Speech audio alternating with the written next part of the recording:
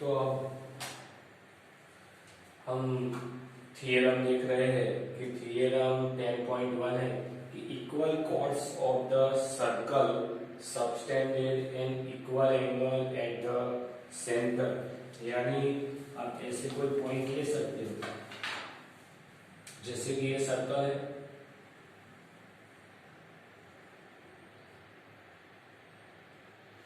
Circle का ये centre है, तो क्या बोला इक्वल कॉर्ड्स, यानी मैं इधर दो कॉर्ड्स ड्रॉ करता हूं, जैसे कि इधर है, इसका नाम है ए और बी, इधर एक दूसरी कॉर्ड्स ड्रॉ करता हूं, बराबर, जिसकी दोनों की लेंथ सेम है, जैसे कि ये पी और ये क्यू। अगर इक्वल कॉर्ड्स है ऑफ द सर्कल तो सबटेंडेड इक्वल एंगल, यानी यहां से जो सेंटर के ऊपर एंगल बनने वाला है तो ये एंगल, और इधर से जो बनने वाला है एंगल, यानी ये लाइन से बनता हुआ एंगल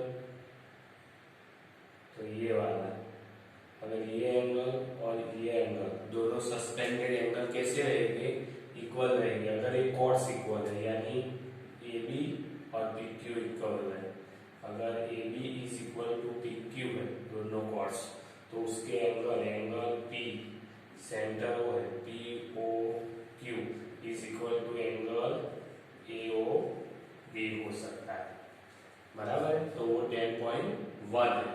अब 10.2 देखो, if the angle subtended by the chords of the circle of the center are equal, अगर उल्टा है, उससे उल्टा पूरा क्या बोला है, तो पहले आपको एंगल इक्वल दिए होंगे, यानी यही सर्कल के अंदर angle A O B is equal to angle P O Q है, तो इसके ऊपर से ये दो एंगल इक्वल है, इसीलिए दोनों कॉर्ड्स भी इक्वल रहेंगे, यानी P Q equal to A B बनेगा। तो टोटली उसका कन्वर्जन थ्योरम आप बोल सकते हो उसको।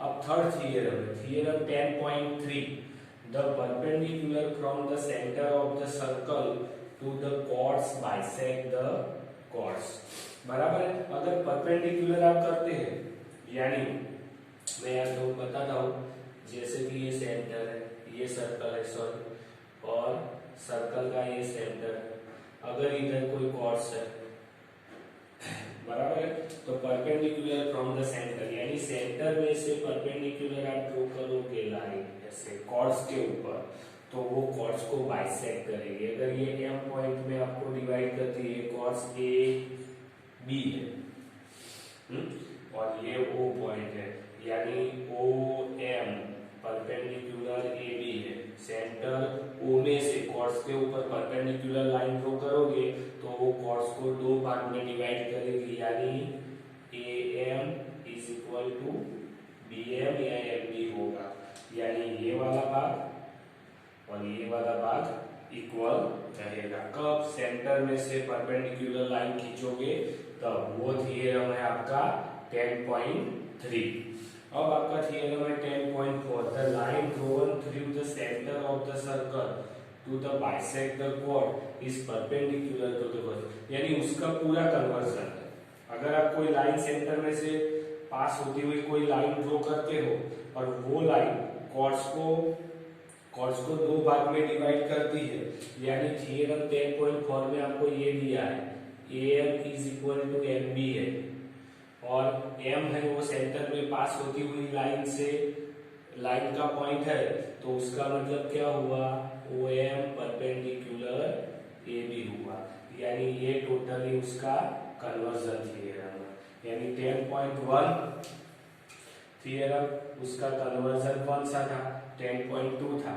10.3 उसका कन्वर्जन थ्योरम ये 10.3 है, यानी 10.3 और 4 दोनों कन्वर्जन में एक दूसरे के, 10.1 और 10.2 इसके कन्वर्जन में है, दोनों थ्योरम।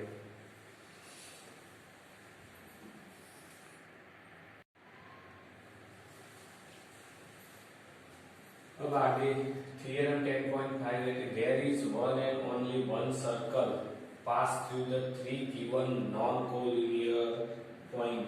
यानी जैसे कि ये सर्कल मैंने ड्रॉ किया है, तो ये सर्कल है वो तीन पॉइंट में से पास हो सकता है ऐसे, और वो भी non collinear A B C, और उसमें से पास होता हुआ ओनली फॉर वन सर्कल, एक ही सर्कल मिल सकता, आपको दूसरा सर्कल मिलने वाला नहीं है। इस तरह से तीन नॉन कोलिनियर पॉइंट है, तो इसमें से पास होता हुआ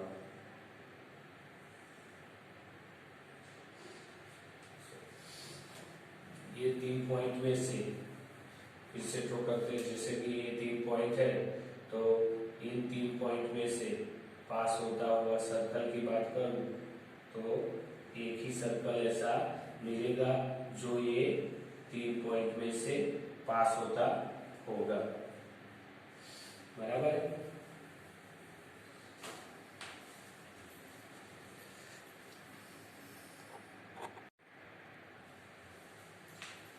जैसे कि थियरम 10.5 है कि there is one and only one circle pass through, तो देखो ए बी सी तीन पॉइंट में से पास होता हुआ आपको एक ही सर्कल मिलेगा, इससे कोई दूसरा सर्कल मिलने वाला नहीं है कि जो इन तीनों पॉइंट में से कौन से नॉन कोलिनियर पॉइंट में से पास हो सके। यानी तीन नॉन कोलिनियर पॉइंट में से एक ही सर्कल मिलता है, one and only one circle आपको मिलेगा कि जो पास होता है।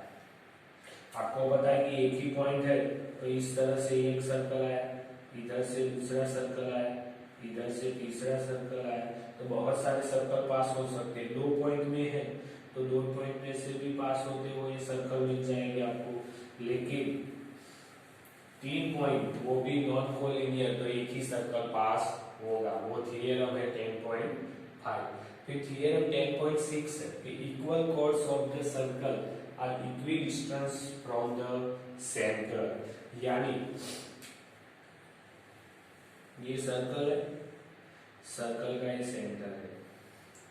क्या बोला? इक्वल कॉर्ड्स है, जैसे कि ये कॉर्ड्स है और इधर एक कॉर्ड्स, जैसे कि ये पी क्यू है, ये ए बी, यानी A B equal to P Q है, इक्वल कॉर्ड्स है। अगर ये इक्वल कॉर्ड्स है तो वो सेंटर से जो ये डिस्टेंस है, ये डिस्टेंस यानी ये पॉइंट एम है और ये पॉइंट एन है सेंटर से, तो O N is equal to O M रहेगा।